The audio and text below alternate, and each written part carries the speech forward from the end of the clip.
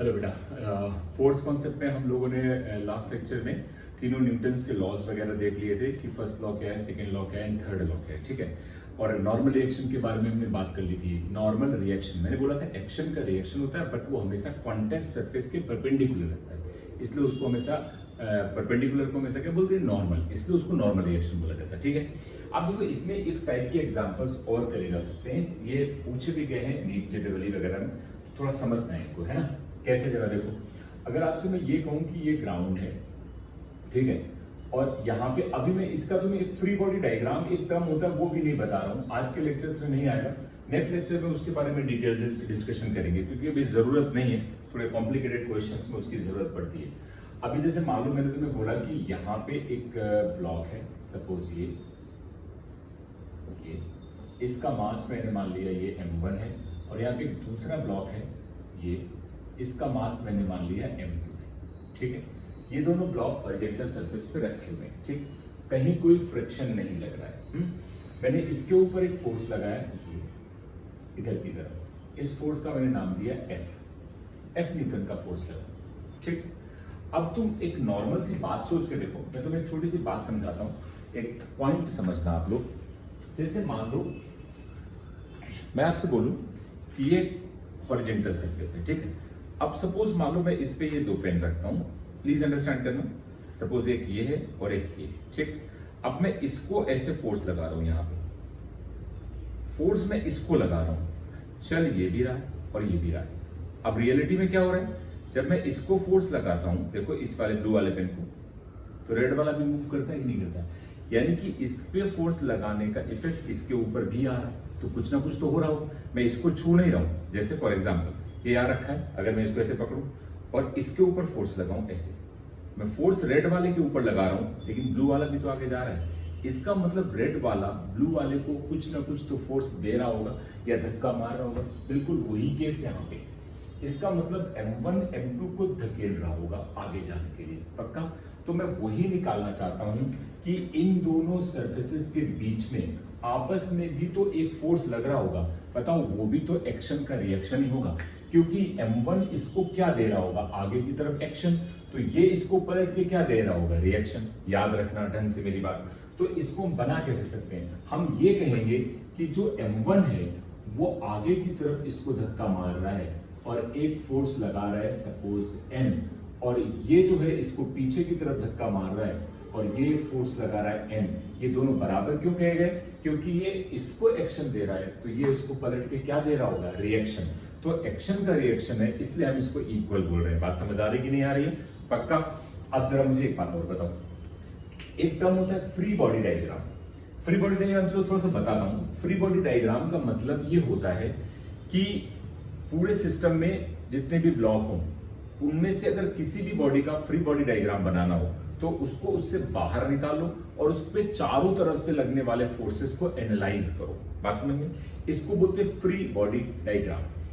Free body diagram का एक छोटा सा एग्जांपल रियल लाइफ में तुम ले सकते हो। जैसे मान लो तुम्हारे घर में तुम्हारी कोई छोटी बहन या छोटा भाई है, ठीक। अब मान लो वो किसी से डरता है, मान लो पापा से डरता है। अब पापा के सामने अगर तुम उससे कोई भी चीज पूछोगे तो वो पापा की तरफ देखेगा, डरेगा और पूरी तरह से नहीं बताएगा, ठीक बात।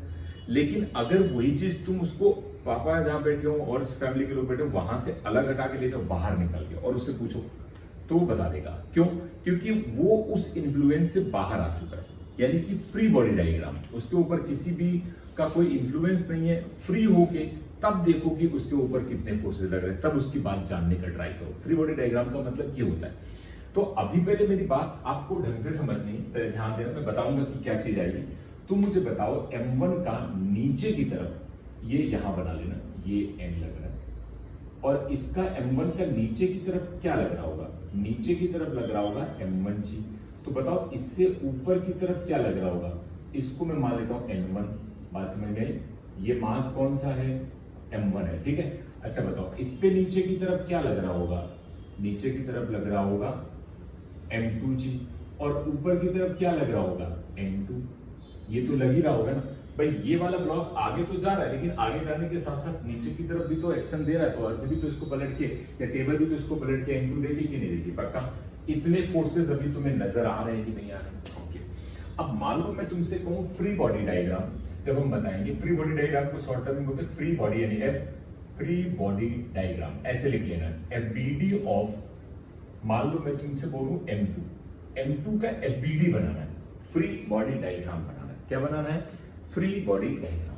तो तुम ऐसा समझो कि M2 जिस सरफेस पे रखा है, हॉरिजॉन्टल रखा है तो हॉरिजॉन्टल, इंक्लाइन में होता था इंक्लाइन में, पहले वो सरफेस बना लो, यानी कि ऐसा सरफेस है ये, और उसके ऊपर केवल M2 रख दो। क्या रख दो? M2, M1 नहीं रखना।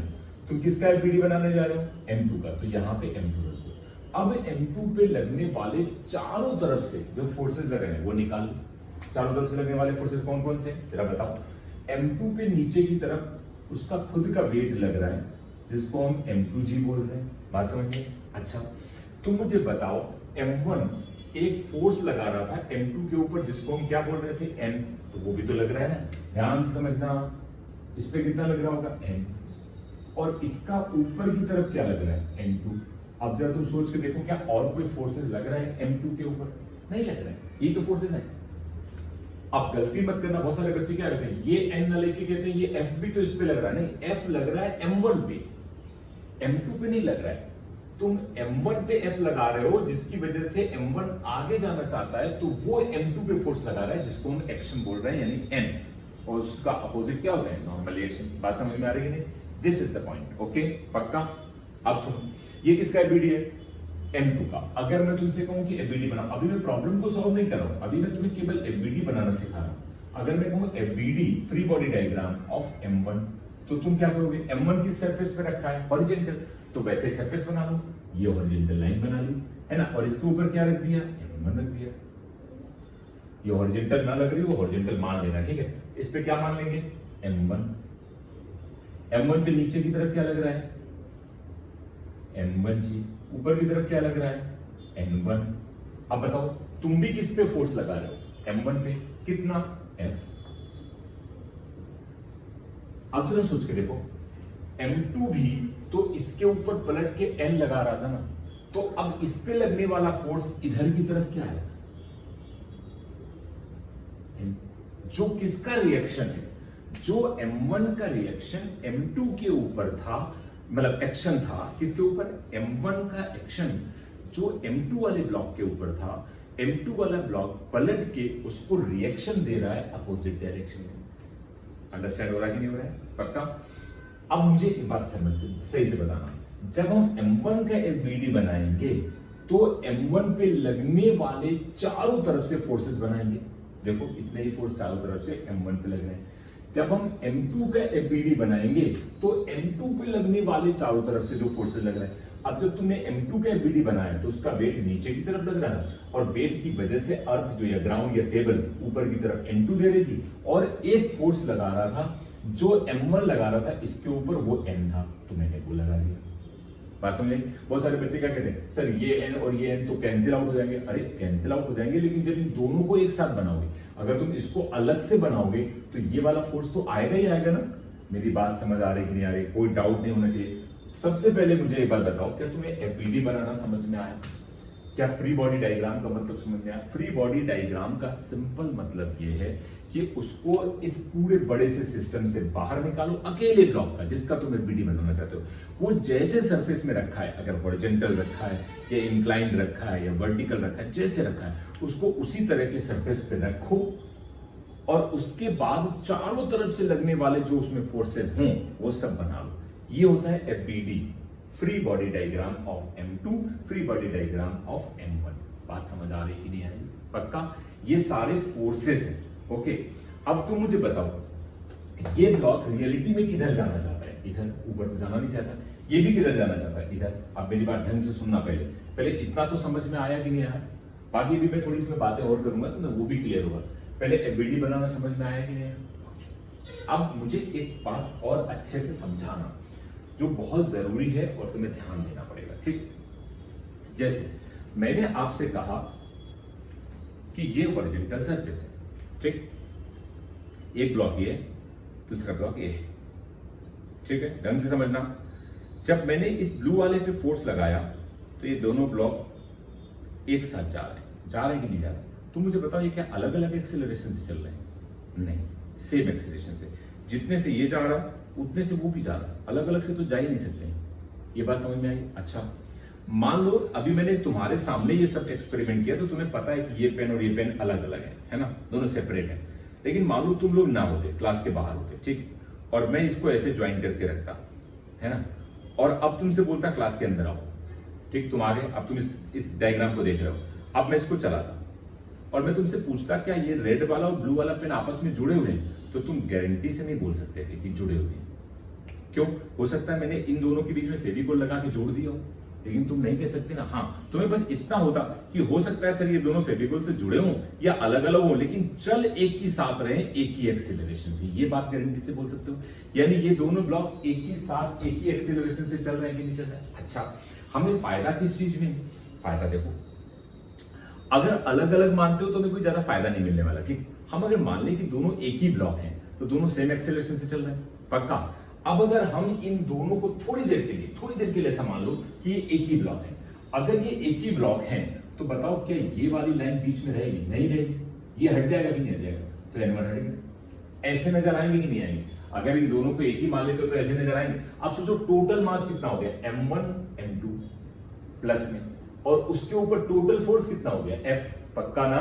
बोलो यार। तो बताओ अगर मैं तुमसे कहूं कि ये A एक्सीलरेशन से आगे जा रहा है तो इस टोटल के ऊपर इस डायरेक्शन में फोर्स कितना लग रहा है? F। और कोई फोर्स है क्या? नहीं।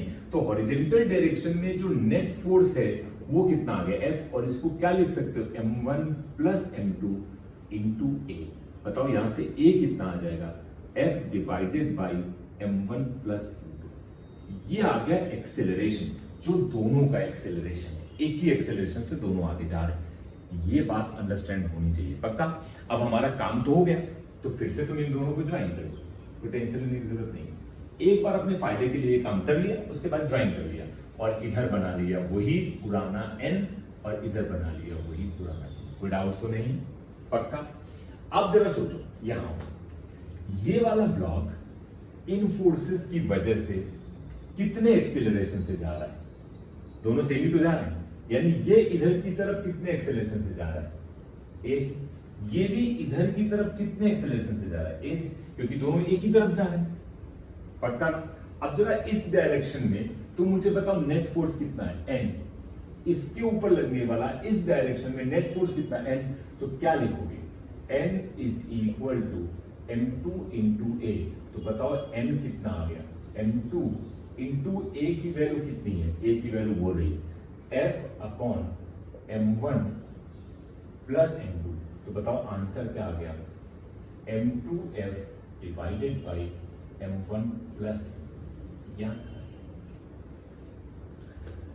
अब तुम कहोगे सर ये वाला जो N लग रहा है ये दोनों सेम है, मैं इससे भी कैलकुलेट कर देता हूं, दोनों से सेम आएगा। देखो कैसे, अगर मैं इसका कैलकुलेशन करूं, ढंग से ध्यान देना, यहां कर देता हूं, ठीक है, थोड़ा हटाता हूं इसको, ठीक, ओके, समझ आ रहा है कि नहीं आ रहा है? इसका कैलकुलेशन यहां पे करता हूं, प्लीज सुनना, इसकी जरूरत तो हमें है नहीं, ये हमने निकाल लिया है तो इसकी कोई जरूरत नहीं।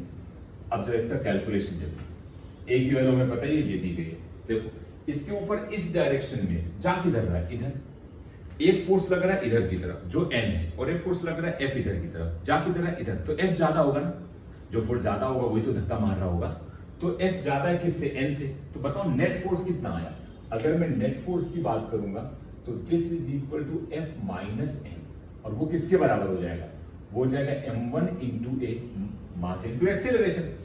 तो F minus N is equal to M1 into F divided by M1 plus M2।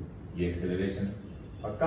अब जरा सुनो, इसको क्या करते हैं, इस N को इधर ले आते हैं और इसको इधर ले आते हैं, तो F minus M1F divided by M1 plus M2। इसको इस साइड ले पूरी चीज को, और इसको उधर लेकर तो ये क्या बन गया? प्लस में। ओके, अब जरा देखो यहां 1 मान के एलसीएम क्या ले लोगे?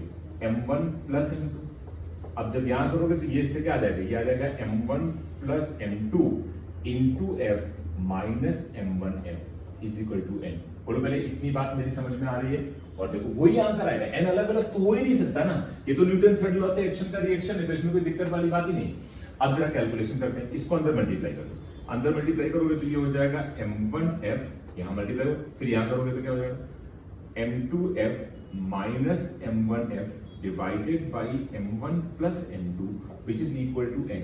तो मुझे बताओ ये नंबर और ये नंबर कैंसिल आउट हो गया क्योंकि ये माइनस में और ये प्लस में, तो यहाँ क्या बचा m2f divided by m1 plus m2 which is equal to n। यही देखो उससे भी आंसर आ रहा था।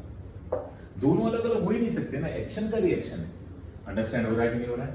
तो बताओ इसमें तुम्हें इन क्वेश्चंस को सॉल्व करने के तुम्हें 3 स्टेप्स में सॉल्व करना है। मैं तुम्हें बताता हूं, पहले बताओ ये बात सबको समझ में आई। अब मैं एक दूसरा एग्जांपल लेता हूं न्यूमेरिकल वैल्यू का और वो सॉल्व करते हैं हम लोग, ठीक है? तो तुम्हें ज्यादा समझ में आएगी। तो मैंने थोड़ा फॉर्मूला ओरिएंटेड बता दिया, इसमें कोई जनरलाइज फॉर्मूला नहीं होता है, इसलिए तुम्हें ये फॉर्मूले याद नहीं रखने। जब भी केस आए तो अपना दिमाग लगा के ही सॉल्व करना है, ठीक है ना? क्योंकि बदल सकते हैं फॉर्मूले। ओके, तो चलो ये सबको क्लियर हुआ, समझ में आया। अब मैं एक न्यूमेरिकल वैल्यू पे लेता हूं, मतलब कुछ फोर्स की वैल्यू लेके, मास की वैल्यू लेके, फिर उनको सॉल्व करने का ट्राई करता हूं और तुम्हें वो समझाता हूं कि तुम्हें कौन से 3 स्टेप्स डील करने, कैसे डील करने, है ना? तभी तुम्हें मजा आएगी, है ना? और बस एक पैटर्न फॉलो कर लो, कभी ये क्वेश्चन जीवन में तुमसे कभी गलत नहीं होंगे, किसी भी एग्जाम में आ जाए, चाहे कितना भी कोई टफ दे दे, कोई फर्क नहीं पड़ता है। बट बात वही है कि तुम्हें ये सब चीजें समझनी पड़ेंगी अपने आप से, है ना? मैं समझा तो रहा हूं, बट तुम्हें अपना दिमाग भी लगाना पड़ेगा। ओके, देखो कैसे। मालूम मैंने तुमसे कहा कि यहां पे ऐसे है, एक ब्लॉक ये है, एक ब्लॉक ये है, ये मैंने मान लिया 5 kg है, ये मैंने मान लिया 2 kg है। इस पे मैंने इधर की तरफ फोर्स लगाया और फोर्स मैंने लगाया, सपोज मान लिया मैंने 14 न्यूटन। कितने न्यूटन का फोर्स लगाया? 14 न्यूटन का फोर्स लगाया आगे की तरफ। ये दोनों आगे जा रहे होंगे, मुझे बस इतना निकालना है। इसको तुम यहां मत बनाओ, इसको यहां निकालो। ये 5 kg, ये 2 kg, ताकि मुझे फोर्सेस बनाने में बस थोड़ी आसानी हो, ठीक है? अब मैं निकालना ही चाहता हूं, क्वेश्चन कैसे पूछा जाएगा? Find out the normal reaction on 5 kg due to 2 kg। आपको क्वेश्चन ऐसे पूछा जा सकता है, या आपसे ऐसे कहेगा कि find out the interaction force between 5 kg and 2 kg। 2 kg के बीच में जो रिएक्शन फोर्स है या इंटरेक्शन फोर्स है, एक ही बात होती है, ये क्या है? तो आप एक तरह से आपसे क्या पूछ रहा है कि 2 kg और 5 kg के बीच में लगने वाला नॉर्मल बताना है, ग्राउंड और ब्लॉक के बीच में नहीं बताना है। ग्राउंड तो ये रहा, ग्राउंड और ब्लॉक के बीच में तो तुम्हें पता ही है, लेकिन इनके बीच में क्या नॉर्मल रिएक्शन लग रहा है वो निकालना है, ठीक? इसमें तुम्हें क्या डील करना है पहले मेरी बात ध्यान से समझ लेना। पहला स्टेप डील करना है कि इन दोनों ब्लॉक को एक मान लो। क्या कर लो? इन दोनों ब्लॉक को क्या मान लो? एक, और इससे एक्सेलरेशन निकालो। सबका पहला स्टेप, कितना फोर्स लग रहा है? 14 न्यूटन। दोनों ब्लॉक एक हो गए तो मास कितना हो गया? 7 न्यूटन, है ना? तो क्या लिखोगे नेट फोर्स में? Net force is equal to 14 newton which is equal to 7 into a. बताओ ए कितना आ गया? 2 मीटर पर सेकेंड स्क्वायर। ए आ गया कि नहीं आ गया? उसके बाद इनको ज्वाइन कर दो, फिर से इनको अलग अलग कर दो। ये फायदा होता है इससे करने, पक्का? अब ये इसके ऊपर नॉर्मल रिएक्शन इधर लगा रहा होगा, इसको एन मान लो। ये इसके ऊपर नॉर्मल रिएक्शन इधर लगा रहा होगा, एन, ठीक? अब हमेशा आगे वाले ब्लॉक का जिसमें फोर्स नहीं लग रहा है उस पे उसका एफबीडी बनाओ, है ना? तो हम आपसे कहेंगे कि बताओ free body diagram of 5 kg block. 5 kg का हमने क्या बना लिया? फ्री बॉडी डायग्राम बना लिया, ठीक है? तो बताओ फ्री बॉडी डायग्राम बनाओगे तो ये 5 kg, नीचे की तरफ क्या? 5g, ऊपर की तरफ क्या? n2, इधर की तरफ क्या? n। पक्का? ये ऊपर तो उछल नहीं रहा है, इसका मतलब ऊपर वाले फोर्सेस तो बैलेंस होंगे, पक्का ना बेटा? उसको लिखने की कोई जरूरत नहीं है। लिखना चाहो तो लिख सकते हो कि n2 is equal to 5 kg, but तुम्हें चाहिए क्या? n। बताओ ये इधर की तरफ कितने एक्सेलरेशन से जा रहा है? दोनों एक एक्सेलरेशन आ रहे हैं, बताओ। तो इधर की तरफ नेट फोर्स कितना है? This is equal to n, और वो किसके बराबर होना चाहिए? मास इंटू एक्सेलरेशन। एक्सेलरेशन कितना है? ए लिखना पहले, है ना? तो n is equal to 5 into 2 which is equal to 10 newton. ये आंसर है। ये न्यूटन है, ये नॉर्मल रिएक्शन है, मत ऐसे काट मत देना सब, है ना? समझ आ रहा है? तो इतने न्यूटन का फोर्स लग रहा है। अब कुछ बच्चे एक ही करके छोड़ दो, अब इसको जबरदस्ती कैलकुलेट थोड़ी ना करना है, उससे भी आंसर वही है। तुम चाहो तो मैं कैलकुलेट कर दूं। देखो कोई बच्चा इसका एफबीडी बनाए, कोई बच्चा कहे नहीं हम सर 2 का एफबीडी बनाएंगे, तो एफबीडी ऑफ 2 kg, देखो उससे भी आंसर वही आएगा। ये ऐसे लिखो, ये कितना 2 kg, बताओ इधर की तरफ कितना फोर्स 14 न्यूटन है ना बेटा, और इस पे इधर की तरफ कितना लग रहा है n, ये वाला का n कौन सा है, ये वाला है ना। अच्छा नीचे ऊपर तो बैलेंस करेंगे, उसको बनाओ या ना बनाओ उसकी कोई ज्यादा जरूरत नहीं है, अभी तो फिलहाल नहीं है। ये हो गया। अब बताओ ये किधर जा रहा है, आगे की तरफ, कितने एक्सेलरेशन से 2 मीटर पर सेकेंड पर से, तो बताओ ये ज्यादा होगा कि ये ज्यादा होगा। अगर ये ज्यादा है तो क्या लिखोगे, नेट फोर्स, नेट फोर्स लिखोगे 14 minus n is equal to 2 into a की वैल्यू कितनी है 2, तो 14 minus n is equal to 4, n को इधर ले जाओ इसको इधर ले आओ, तो 14 minus 4 is equal to n। बोलो बात समझ में आ रही कि नहीं आ रही, तो n इज इक्वल टू कितना होगा 10 न्यूटन, खत्म। तो तुम्हें दोनों डिग्री करनी है, दोनों तो मैं तुम्हारे सेटिस्फेक्शन के लिए बता रहा हूं कि तुम किसी एक का एफबीडी बनाओगे तो भी आंसर आ जाएगा। बोलो मेरी बात समझ आ रही है कि नहीं आ रही है, पक्का। अब चलो इस पे एक होमवर्क करते हैं, है ना, तुम्हें देर के लिए देता हूं तो वो तुम कैलकुलेट करना, छोटी छोटी चीजें बस याद रखोगे, मैं इसको और टिपिकल करूंगा, है ना, रुक जाओ। अभी तो पहले तुम बेसिक्स तो समझो कि भाई क्या है इन नॉर्मल रिएक्शंस निकालने का तरीका, इन दोनों के बीच में कितना नॉर्मल लगता है, कैसे निकाला जाता है, ये सब पे बातें होती हैं थोड़ी अच्छी।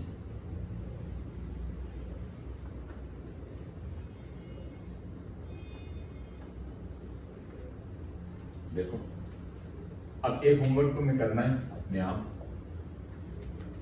सिंपल ही बता रहा हूं पर तुम्हें ध्यान देना, ठीक है।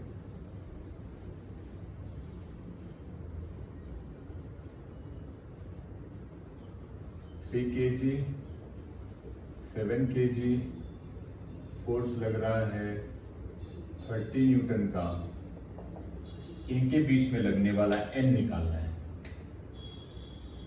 एक n ये लग रहा है,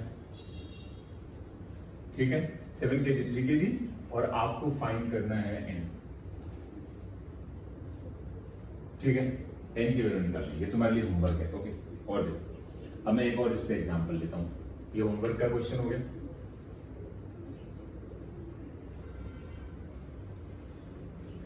होमवर्क तो देखो कितने भी बनाए जा सकते हैं, उसमें कुछ बड़ी चीज नहीं होती है ना। और समझो, अगर तुमसे कोई कहे कि ऐसा हो,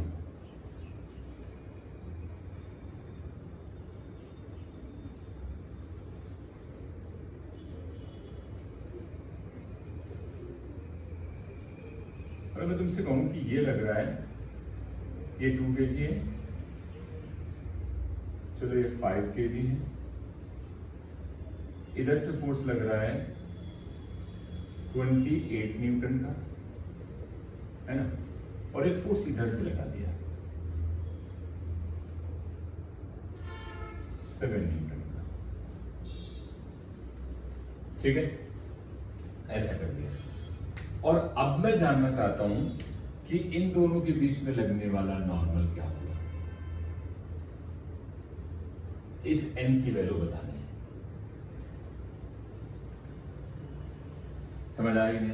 सबसे पहला काम, इन दोनों को हमेशा पहला स्टेप भूलना नहीं, क्या मान लोगे, एक ब्लॉक मान लिया, ऊपर ये उछल नहीं रहे तो ऊपर वाले फोर्सेस बैलेंस रहेंगे, उसकी टेंशन लेने की जरूरत नहीं। इधर की तरफ कितना 20, इधर की तरफ कितना 7, बताओ नेट फोर्स, ध्यान से करना, 28 minus 7, this is equal to 7 into 8। मान लो इधर की तरफ एक्सेलरेशन कितना 8, क्योंकि जो फोर्स ज्यादा होगा उधर ही तो जाएगा, तो एक्सेलरेशन तो उधर ही होगा ना, इधर फोर्स ज्यादा होगा, पक्का। ये कितना बचा 21 divided by 7 which is equal to 8, तो बताओ ये कितना आ गया 3 मीटर पर second square, this is equal to 8। कोई डाउट नहीं है, पक्का। अब फिर से इनको क्या करो, जोड़ दो, मतलब अलग अलग कर लो, और इस पे क्या बना लो n, इस पे क्या बना लो n। अब किसी एक ब्लॉक का एफबीडी बना लो, चलो 2 kg का एफबीडी बनाते हैं ना, तो मैं समझाता हूं, हमें n निकालना है, ढंग से समझना।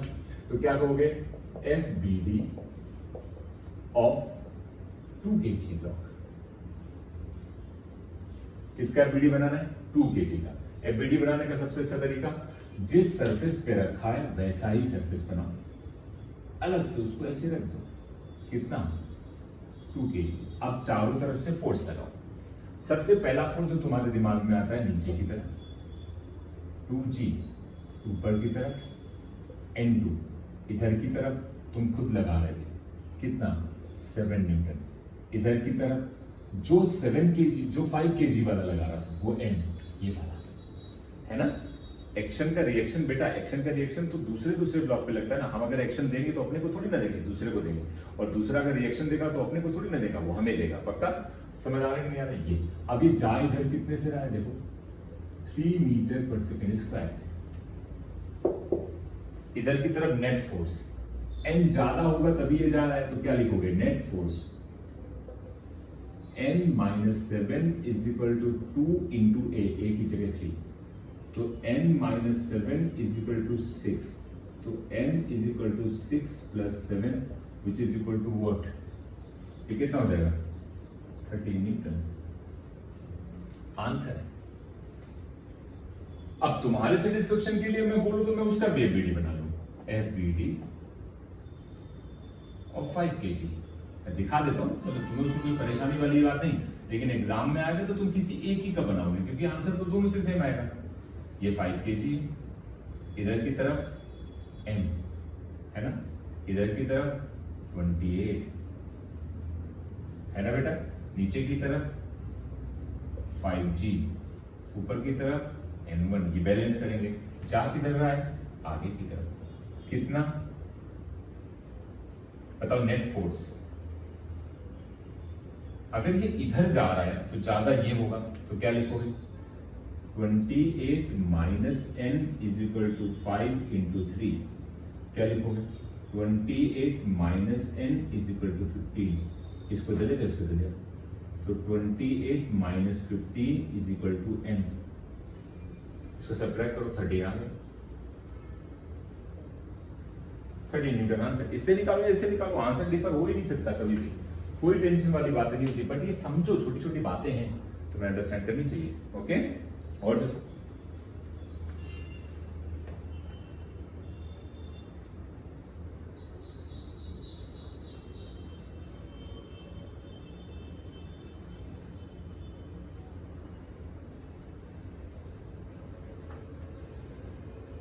कितना इजी इनको लोगे, मतलब टिपिकल कुछ है ही,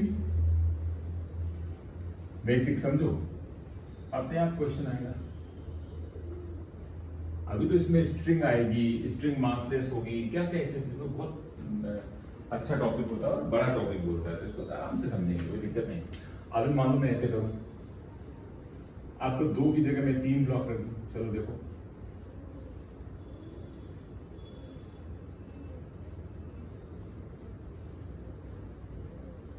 M1 M2 M3 F का फोर्स लेना है, ठीक है। अब सोचो, अगर मैं इन दोनों के बीच में बात करूंगा तो इन दोनों में एक नॉर्मल रिएक्शन लग रहा होगा। चलो मैं इसको मान लेता हूं N, इसको भी N मानना पड़ेगा, क्योंकि जितना उस पर एक्शन लगेगा उतना पलट इस पर रिएक्शन लगेगा। चलो इनके बीच में मान लेता हूं N0, तो इसके बीच में क्या लगेगा? N0। अंडरस्टैंड हो रहा है कि नहीं हो रहा? इधर की तरफ N0, इधर की तरफ ये N। ये याद रखना, ये इसके ऊपर लग रहा है, ठीक है ना। अब ये N और N0 निकालना है। अब 3 ब्लॉक हो गए, और किसी भी 2 ब्लॉक के बीच में तो नॉर्मल रिएक्शन लग ही रहा होगा, है ना। तो मुझे कैलकुलेट करना, पहला स्टेप, सबसे पहला स्टेप, वही पुराना तरीका, इन सबको एक ब्लॉक मान लो। अगर तुम इन सबको एक ब्लॉक मान लेते हो तो total mass M3 M2 M1, पक्का? बताओ, आगे की तरफ ही जाएगा ये एक्सेलरेशन, तो नेट फोर्स इनके ऊपर जो लगेगा वो F हो जाएगा, और total mass M1 plus M2 plus M3 into A, तो A कितना हो गया? F divided by M1 plus M2 plus M3। बताओ A आ गया, कोई टेंशन नहीं। अब अगर तुम्हें N निकालना है, तो N निकालने के लिए हमेशा आगे, सबसे आगे वाले का, इसका बीच में निकालना है तो इसका बीडी बनाओ, इसका मत बनाओ, कैलकुलेशन बढ़ेगा। तो पहले वाले का FBD बनाओ, तो किसका FBD बनाओगे? FBD of M1। मैंने कहा FBD बनाने के लिए जैसे सरफेस पे रखा है उसी तरह की सरफेस पे रख दो। नीचे की तरफ M1G, ऊपर की तरफ N1। इधर से कोई फोर्स नहीं, इधर से कोई फोर्स यस, N लग रहा है इधर की तरफ, तो ये N लगा देंगे। कितने एक्सेलरेशन से जा रहा था? A से, ये तुमने निकाला हुआ है, तो बताओ क्या कहोगे? Net force is equal to N, इसके ऊपर नेट फोर्स N है, पूरे के ऊपर F है, ध्यान रखना, N is equal to M1 into A, तो N is equal to M1 into A की value F divided by M1 plus M2 plus M3, ये आंसर आया। समझ आया कि नहीं? अब अगर मैं तुमसे कहूं कि तुम N0 निकालो, तो तुम इसका FBD बनाओ या इसका FBD बनाओ, कोई दिक्कत तो नहीं है। लेकिन अगर तुम थोड़ा दिमाग लगाओ तो तुम और एक चीज कर सकते हो। अगर तुम्हें क्या निकालना है, सेकेंड केस में जो तुम्हें निकालना है वो तुम्हें N2 निकालना है, ये तुम्हें फाइंड करना है। देखिए दिमाग वाली बात क्या होती है, ये सब जा तो एक साथ ही रहे, तो क्यों ना इन दोनों को एक ही ब्लॉक मान लिए थे। मेरी बात समझना, अगर तुम इन दोनों को एक ही ब्लॉक मान लोगे तो इसका टोटल मास कितना हो जाएगा ये। अब जरा इन दोनों का FBD एक साथ बनाओ, तो FBD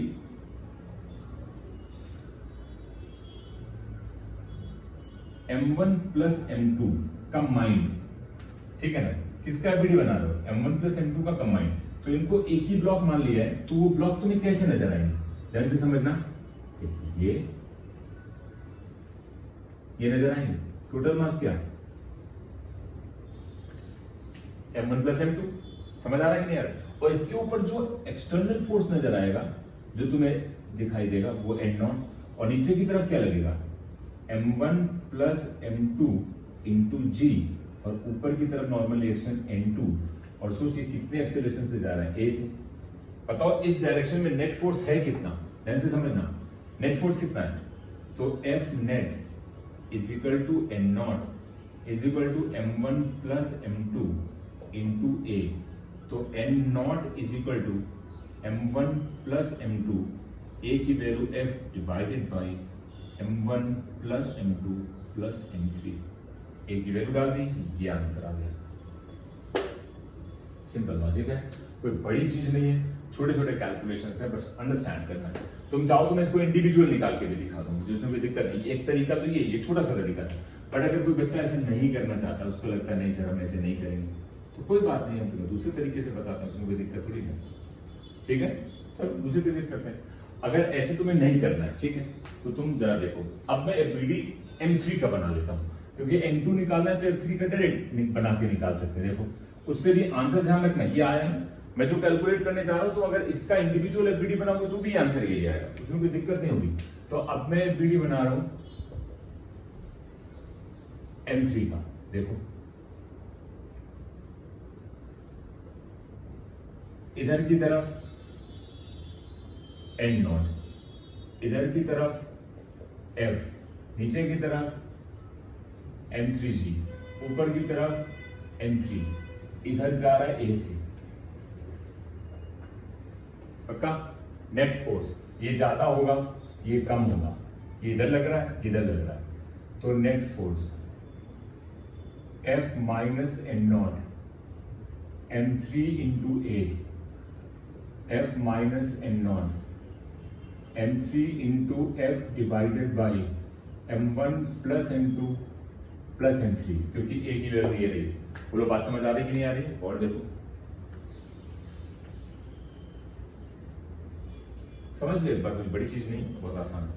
देखो इसको इधर ले जाओ और इस पूरे नंबर को इस साइड ले आओ, तो F minus M3F divided by M1 plus M2 plus M3 is equal to N0, या 1 मान के एलसीएम ले लो, तो F bracket over M1 M2 M3 minus M3F divided by M1 M2 M3 is equal to N0। बोलो बात समझ आ रही कि नहीं आ रही?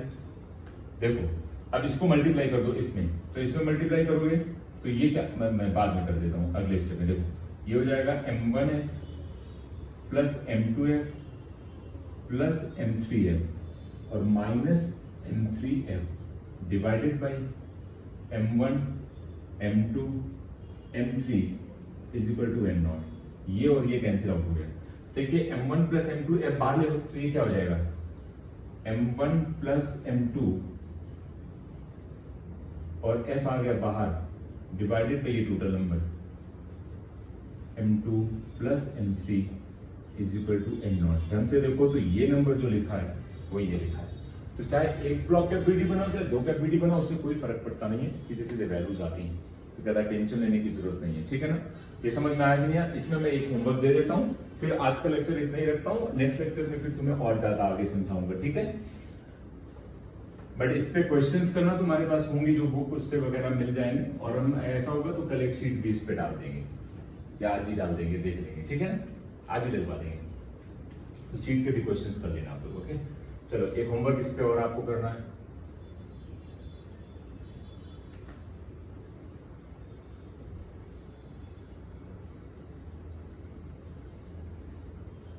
To kg, 3 kg, 5 kg, force लगाया 20 न्यूटन, है ना। तो आपको बताना है N नॉट N नॉट, ठीक है, इनके बीच में लगने वाला। तो M N नॉट ये फाइंड करने हैं आपको। ओके, समझ आया कि नहीं है? कोई कंफ्यूजन नहीं? इतना करके मुझे बताना, फिर अगले लेक्चर्स में मैं इसके आगे ले चलूंगा आपको। ओके बेटा, ये बहुत इंपॉर्टेंट चीजें हैं, तो बी केयरफुल, समझना। हाँ, टफ नहीं है, इजी पार्ट है, तो इसलिए प्लीज थोड़ा सा कंसंट्रेट करना। और अभी ज्यादा टेंशन लेने की जरूरत है नहीं। मंडे ट्यूसडे में आप कोचिंग से फोन आएंगे आप लोगों को, क्योंकि अभी किस तरह का प्रोसेस फॉलो करना है, क्या गाइडलाइंस है, पहले आपके पेरेंट्स से पूरी बातें करेंगे कि किस किस तरह से हमें आगे चलना है, ताकि पूरा प्रिकॉशन भी रहे, आप लोग सेफ भी रहो और क्लासेस भी स्टार्ट हो पाए, है ना। तो पूरा अरेंजमेंट मंडे या ट्यूसडे में कॉल वगैरह आपको करी जाएंगी, किस तरह से आगे हम प्रोसीड करने वाले हैं। तब तक जितना हो सकता है हम पढ़ते रहेंगे, आप भी पढ़ते रहेंगे। ठीक है बेटा, ओके। तो ये कर लेना, इस पे अपने मन से तुम इस पे क्वेश्चंस बनाना। मैं तो कहता हूँ सब लोग इस पे 5-5 क्वेश्चन फ्रेम करके मुझे भेजना, है ना, अपने खुद बनाना। 2 ब्लॉक लगा देना, 3 लगा देना, जो तुम्हारा मन करे उस तरह से बना के मुझे 5-5 क्वेश्चन सेंड करो, देखता हूँ किसका कितना अच्छा क्वेश्चन है। ओके, चलो ठीक, बाय बेटा।